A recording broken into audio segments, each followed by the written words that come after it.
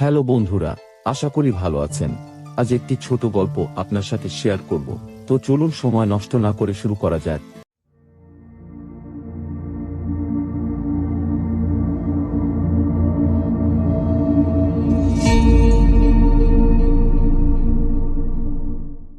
একদিন একটি ছোট বাচ্চা ছেলে তার বাবাকে জিজ্ঞাসা করল, বাবা, জীবনের সফলতা আসলে কি? তখন বাবা ছেলেকে নিয়ে একটা মাঠে গেল ঘুড়ি ওড়াতে। বাবা ঘুড়ি ওড়াতে লাগলেন।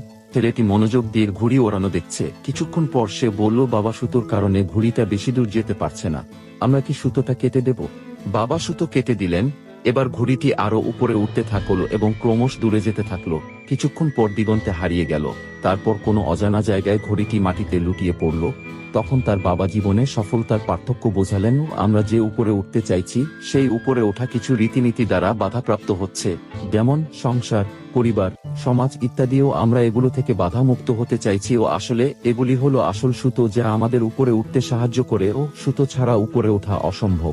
আর আমরা যদি সুতো ছাড়া উপরে উঠতে চাই, তাহলে আমাদের সেই অবস্থা হবে যা সুতোহীন ঘড়িটির হয়েছিল। তাই সাফল্যের চূড়ান্ত সীমায় নিজেকে নিয়ে যেতে সেই সুতোর সাথে কখনো সম্পর্ক বিচ্ছিন্ন করা যাবে না। পরিবার, আত্মীয় স্বজন, সমাজকে সঙ্গে নিয়ে ধীরে ধীরে নিজের লক্ষ্যে অটুট থাকুন। যদি লক্ষ্যে পৌঁছাতে মাঝপথে অনেক বাধা বিপত্তি আসে, সেই বাধাগুলোর অনেকাংশ আপনার সুতো মানে আপনার পরিবার শোষণ করে নেবে। আর ধীরে ধীরে আপনি আপনার কাঙ্ক্ষিত সাফল্য পেয়ে যাবেন।